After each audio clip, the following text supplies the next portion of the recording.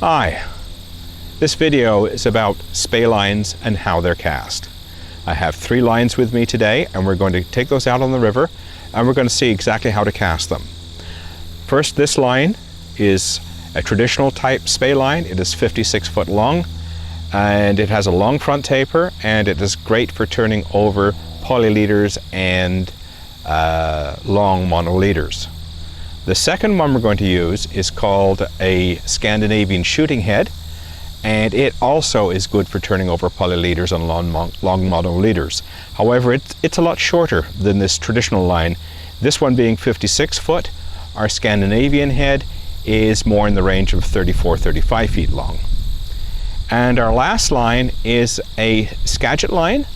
It is quite a bit shorter. The head is in the neighborhood of 25 feet long, but as you can see, I have a sink tip attached. It's designed for turning over sink tips, and this tip in particular is 10 foot long, and we attach our mono leader to there. These 3 lines are cast differently. This is a long line, so we need a relatively long casting stroke.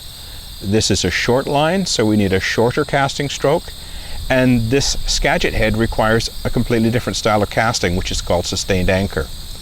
Now we're going to go down to the river and we're going to demonstrate all 3 for you, and you'll see how they're used and how the casting strokes change depending on which line we're going to use. So let's get suited up and get going. Okay, we're out here with the long delta head, and as this is a long line, we need to move that line and get it back into the D-loop and get our anchor placed properly. That requires a broad movement of the arms and body. Notice how I'm using my body here to get the line back. There's a transfer of weight from the front foot to the back foot, and then the anchor gently kisses into the water.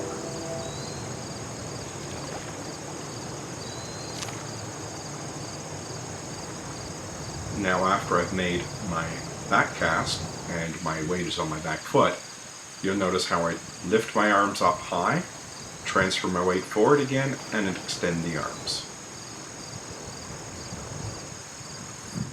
A longer line requires a longer casting stroke. So you can see here how not only is the lift and the back cast long, but the arms go up, and then a long forward stroke to move that long.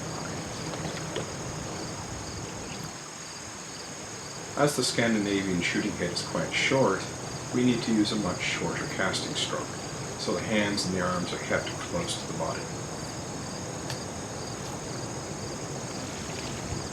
Compared to casting a longer line, my lift and sweep into the D-loop is now more compact and there's very little body motion.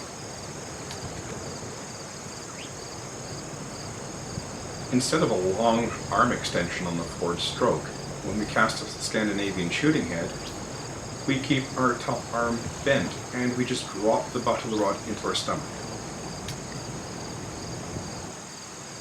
The rod's stop position is quite high, and that produces a nice tight forward loop.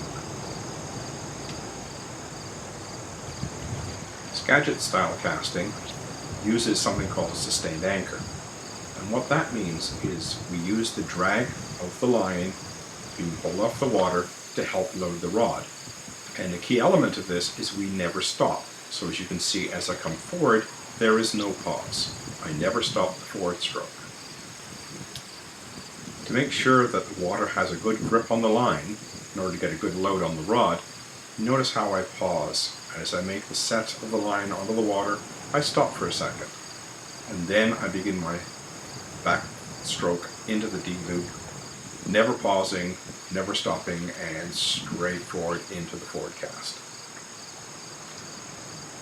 Just like when we were casting a Scandinavian shooting head, this is a short line, so we want to keep our casting motions compact.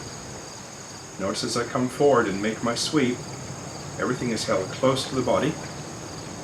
I bring the line around and then make forward stroke with the hands and the arms close to the body.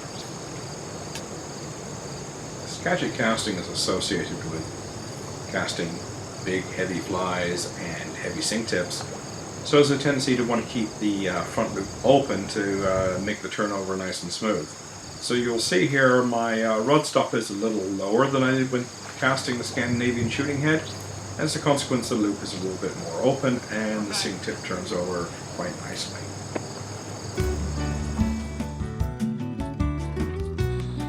Well, I hope that helps you understand Spey lines and how they're cast a little bit better. Each line system and its casting style works together to get the best out of that system. So it's always a good idea if you stay consistent within the system and not try and mix and match. I hope that helps you on your Spey journey and you catch lots of fish with these lines. Enjoy.